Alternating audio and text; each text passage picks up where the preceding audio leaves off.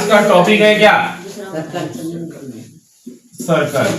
Circle को बोलते हैं क्या? ब्रिज। बेसिक चीज समझ लो। देखो तुम लोग ध्यान देना, बेसिक सब ठीक है। पैर इस तरह नहीं करना, एकदम स्थिर रखना। ये वृत्त है, क्या है ये?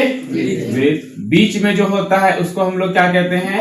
केंद्र। क्या कहते हैं? बीच वाले को कहते हैं केंद्र कहते हैं, ठीक है।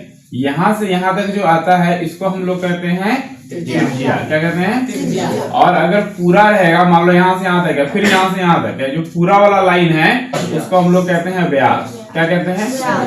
अब यहाँ से लेकर के यहाँ तक जो ये दिख रहा है तुम लोगों को, इसमें दो चीजें। ये जो पूरा पार्ट है इसको बोलते हैं त्रिज्या खंड। क्या बोलते हैं? त्रिज्या खंड। खंड मतलब टुकड़ा होता है, त्रिज्या मतलब त्रिज्या होता है, मतलब त्रिज्या के द्वारा बनाया गया एक टुकड़ा है, एक खंड है, तो त्रिज्या खंड है। अब यहां से लेके यहां तक जो है ये सिर्फ बाहर वाला पार्ट कह रहे हैं। जैसे मान लो ये है, ठीक है, तो इसके बारे में सिर्फ कह रहे हैं, सिर्फ ये, जिसको बार बार हम रिपीट कर रहे हैं। ये जो है चाप की लंबाई, इसको हम लोग क्या कहते हैं? चाप की लंबाई, ठीक है, चाप की लंबाई। और यहाँ पर जो कोण बनता है थीटा मान लेते हैं उसको। क्या मानते हैं? थीटा। क्या कहेंगे? थीटा। क्या बोलते हैं? थीटा मान लेंगे, पी मान लेंगे, जो मानना है तुमको मान सकते हो, कोण मान लिए, ठीक है। उसके बाद बेसिकली जो है और क्या क्या आता है इसमें, देखो रिपीट हम कर देते हैं, रिपीट कर देते हैं। ये एक वृत्त, क्या है? वृत्त। सब ध्यान से समझ लेना, एकदम बढ़िया से हर चीज याद रखना। ये एक वृत्त है, जो बीच में है वो क्या है? केंद्र है। जो बीच में क्या है? केंद्र है। यहाँ से यहाँ तक त्रिज्या है, यहाँ से यहाँ तक व्यास है। हाँ, एक चीज छूट गया इसमें, ये जीवा है। ये क्या है? जीवा। जीवा को ही दूसरे भाषा में कहते हैं चाप कर्ण। क्या कहते हैं? कहीं कहीं एग्जाम में लिखेगा जीवा नहीं लिखेगा, चाप कर्ण लिखेगा, कहेगा वृत्त के चाप कर्ण की लंबाई 10 सेंटीमीटर है। समझ गए ना? तो चाप कर्ण लिख देगा। तो ये त्रिज्या है, ये व्यास है, ये चाप कर्ण या जीवा है, ठीक है। और ये जो है ये हमारा है चाप की लंबाई। ये क्या है? चाप की लंबाई। ये जो कोण है, कोण क्या है? थीटा है, ठीक है। और क्या क्या छोटा बोलो? चाप की लंबाई, त्रिज्या, त्रिज्या खंड। ये जो पूरा पार्ट है, मतलब ये वाला जो पिज्जा का जो स्लाइस होता है, ये क्या है? त्रिज्या खंड। देखो ध्यान से देखो, शुरू कर देते हैं। ये एक वृत्त है, वृत्त में बीच वाला पार्ट क्या है? केंद्र है। यहाँ से यहाँ तक त्रिज्या है, ये वाला यहाँ से यहाँ तक व्यास है, ये वाला क्या है? चाप की लंबाई। और ये जो कोण बनेगा क्या है? थीटा। इसको क्या कहेंगे? जीवा। दूसरे भाषा में क्या कहेंगे? चाप कर्ण। त्रिज्या खंड समझ में आ गया। ये वाला पार्ट क्या है? ये जो पार्ट काट के निकाले ये त्रिज्या खंड है। क्या है? त्रिज्या खंड, ठीक है। चलो अब हम लोग इससे सवाल बनाएंगे वृत्त से। अगर कहेगा परिधि, तो ये पूरा पार्ट जो है ये गोल वाला क्या है? परिधि। मान के चलो इतना बड़ा एक रस्सी का टुकड़ा है, लंबा ऐसा, समझ गए ना? उसको तुम गोल करके इस तरह जमीन पे रख दिए, गोल करके, तो रस्सी का टुकड़ा यहाँ से शुरू हुआ, ये शुरुआती छोर है, और यहाँ पे आके छोर उसका खत्म हो गया, तो उसको जो गोल कर दिए तो वही परिधि है। क्या है? अंदर का भाग नहीं, अंदर का भाग क्षेत्रफल होता है, बाहरी बाहरी जो घेरा है वही क्या है? कोई एक वृत्त की त्रिज्या 14 मीटर है, तो क्षेत्रफल और क्या निकालना है? परिधि निकालना है। तो हम लोग निकालेंगे वृत्त का क्षेत्रफल। सबको बताओ फार्मूला क्या होता है?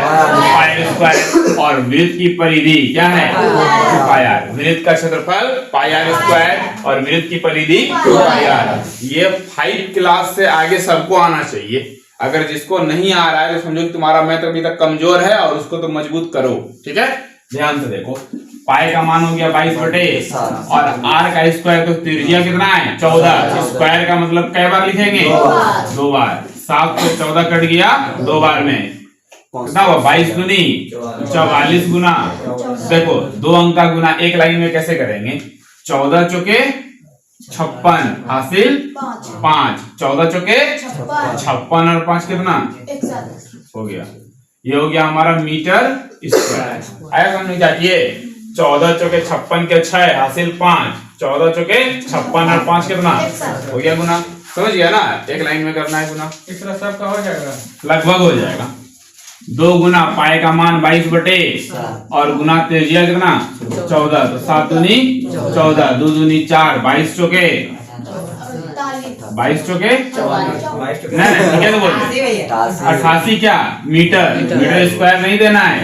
देखो आर कै बार है, एक ही बार है ना, तो मीटर ही रहेगा। आर यहाँ पे कै बार था, 2 बार, मतलब दोनों में 14 में क्या था मीटर, और मीटर गुना मीटर क्या बन गया, मीटर गुना मीटर स्क्वायर बन गया। चलिए तो ध्यान से, एक जो है एक वृत्त का अर्धव्यास कितना है 28 मीटर, तो अर्धव्यास का मतलब व्यास का आधा, और हम जानते हैं कि व्यास का आधा क्या होता है, तो अर्धव्यास त्रिज्या का ही दूसरा नाम है, समझ गए ना। कितना है 28, तो वृत्त बना लो, वृत्त का जो त्रिज्या है यहाँ से यहाँ तक वो कितना है 28। परिधि निकालना है, वृत्त का परिधि का फॉर्मूला क्या होता है 2 पाई r, 2 गुना पाई का मान, पाई का मान 22 बटे, और त्रिज्या का मान कितना 28, 7 से 28 के बार में 4 बार में 4 दूनी, देखो 4 दूनी 8 दूनी 16 के 6 हासिल है, 8 दूनी 16 है, कितना निकला 176 मीटर। हो गया आंसर, क्लियर है।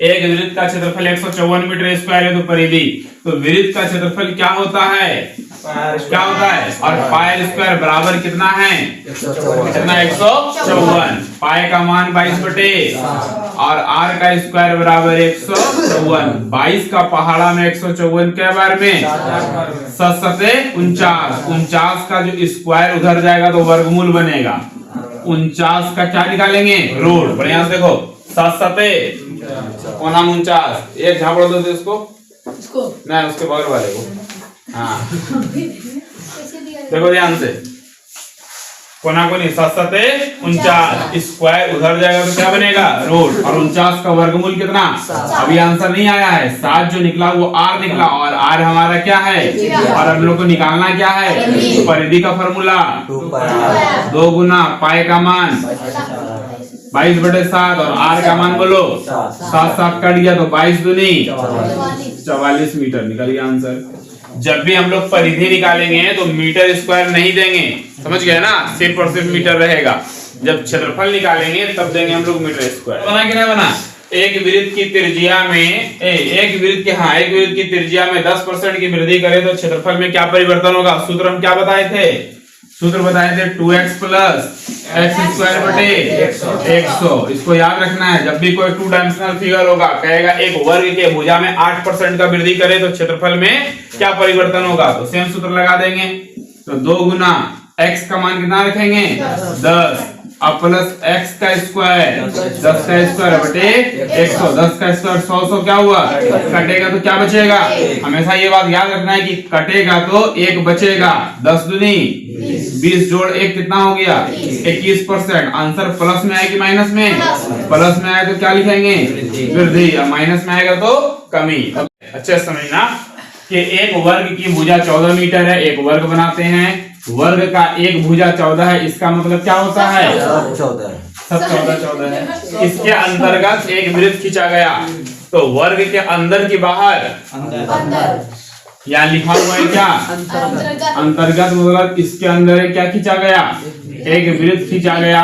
कहता है वृत्त का क्या निकालेंगे क्षेत्रफल, ध्यान से समझना, यहां से यहां तक कितना है 14। अगर वर्ग का भुजा 14 है इसका मतलब है सीएम है सेंटीमीटर है। अगर वर्ग का भुजा कितना है 14, तो वृत्त का जो व्यास है वो भी कितना है, चाहे कि दोनों देख रहे हो समान है, तो वृत्त का जो व्यास है व्यास हो गया 14 cm, इसका मतलब त्रिज्या उसका क्या होता है आधा होता है, तो 14 का आधा कितना हो गया। और वृत्त का क्षेत्रफल का सूत्र क्या है, पाई का मान 22 बटे गुना 7 गुना 7 7 कट गया 22 सते 154 सेंटीमीटर स्क्वायर। छायांकित भाग का क्षेत्रफल ज्ञात करें, बढ़िया समझना। यदि वर्ग की भुजा कितनी है 28, एक वर्ग है इसका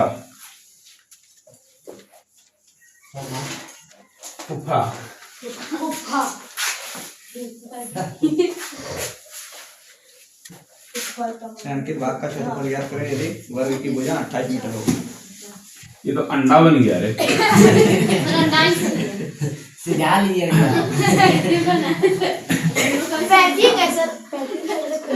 सीधा ले इसी तरह हाँ ऑमलेट बनाएंगे। मुर्गी क्या जाने अंडे का क्या होगा। मुर्गा अंडा देता है।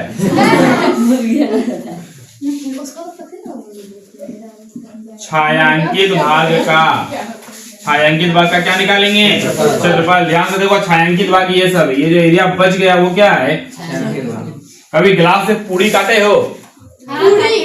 हाँ, अरे पूरी बनाने में गिलास से गोल करते हैं ना, काट काट के। तो वही है कि एक इतना बड़ा एक ये रोटी का ये टुकड़ा है, हाँ, और उसमें गोल वाला काट दिए, ठीक है। तो जो बच जाता है उसको क्या करते हैं? फिर मिला देते हैं आटा में, है ना। तो यही सब बच गया, इसी को निकालना है, ठीक है। तो सुनो, पहले निकालेंगे वर्ग। पहले क्या निकालेंगे? तुम इस तरह से समझो, तुम्हारे पास एक कागज का टुकड़ा है, तुम उसमें गोले से एक वृत्त बना लिए और वृत्त बना के उसको काट के बाहर निकाल लिए। तो जो बचा वो क्या बचा? फालतू पेज बचा, है ना। तो जो है टोटल क्या है बोलो? टोटल हो गया 28 गुना 28, लंबाई गुना चौड़ाई, या भुजा गुना भुजा, भुजा इसका टोटल निकाल लिए, वर्ग और वृत्त सब निकाल लिए। इसमें बीच वाला को माइनस कर दो, बीच वाला है वृत्त। वृत्त को क्या, वृत्त का क्या होता है? 28 गुना 28 कितना होता है? 784 माइनस पाई का मान 22/। देखो यहां से यहां तक ये व्यास है, तो व्यास का आधा बोलो कितना? आर का स्क्वायर 14 गुना 7 से कट गया 2 बार में, तो 784 माइनस 22 दूनी कितना हुआ? तो हम लोग को करना है 44 गुना 14। तो 14 चौके 56 के 6, बाकी 5, 14 चौके 56, 5 कितना? 61। दोनों को माइनस कर लो, ये हो जाएगा हमारा सेंटीमीटर था, मीटर था, metre square 168 metre, 168 metre square answer आएगा समझ में। जो पेज था, पेज का पूरा निकाल लिए, उसमें से वृत्त को माइनस कर दिए, तो जो बचा वही निकला। चलिए समझते हैं। एक समचतुर्भुज के, समचतुर्भुज है, ठीक है। एक समचतुर्भुज के दो विकर्ण है, 12 और कितना? 16। देखो एक समचतुर्भुज बना लेते हैं, ध्यान से देखना। समचतुर्भुज के बारे में पहले समझ लो। वर्ग जैसे बोलेंगे वर्ग, तो सबको पता है कि वर्ग का चारों भुजा बराबर होता है, चारों को 90 डिग्री होता है, ठीक है। और दोनों विकर्ण एक दूसरे को काटता है। जब समचतुर्भुज कहेंगे तो समझना है कि चारों भुजा आपस में बराबर होता है, चारों भुजा, लेकिन चारों को 90 डिग्री नहीं होता है। इसमें जो विकर्ण है वो एक दूसरे को 90 डिग्री पे काटता है। कितना पे काटेगा? देखो किसी भी चीज का प्रॉपर्टी या गुणधर्म याद रखना बहुत जरूरी है।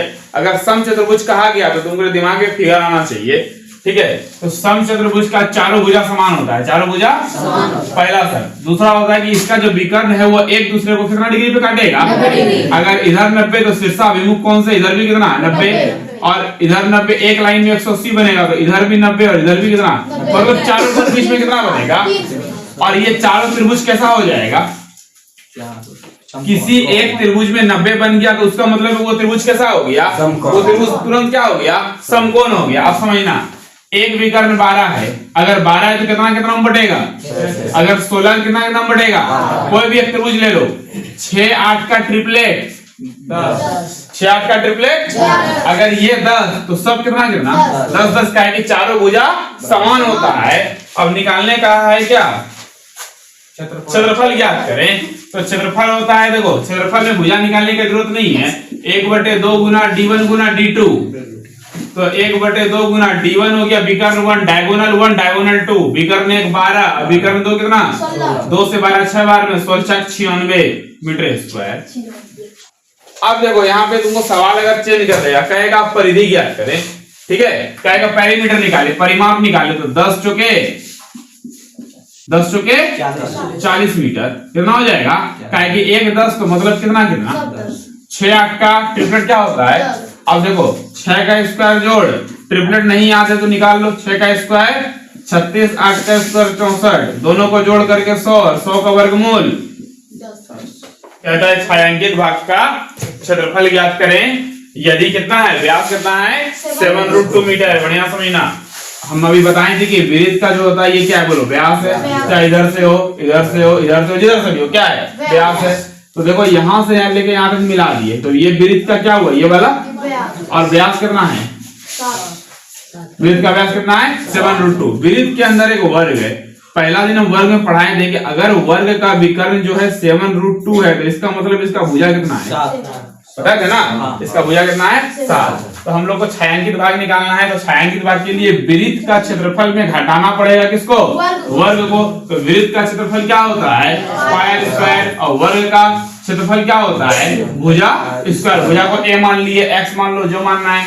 अब ध्यान से समझना, पाई का मान 22/7। तो तुम्हारा त्रिज्या निकालेंगे, व्यास कितना है 7√2, और इसमें भाग देंगे किससे? 2 से भाग देने पर जो व्यास किसमें बदल गया? त्रिज्या में। इसको क्या बार लिखेंगे? 2 बार लिखेंगे। क्या आर क्या बार है? 2 बार है। माइनस भुजा कितना निकाले थे अभी तुरंत हम लोग? 7। 7 कट गया। √2 गुना √2 2 होता है, और 1 × 2 भी क्या हुआ? 2 से 22 के बारे में। तो यहाँ से 11 सते 77 और 7 सते 49 माइनस कर लो। 26 28 नंबर है। 28 17 में हो गया 8। 28 क्या निकला? मीटर है। 28 मीटर स्क्वायर। इसको मेनली समझ में आया? ये जो व्यास था, व्यास को 2 से भाग दिए, व्यास को 2 से भाग दिए तो क्या बना? त्रिज्या। त्रिज्या क्या बार लिखना है? 2 बार। भुजा कितना निकल गया? 7।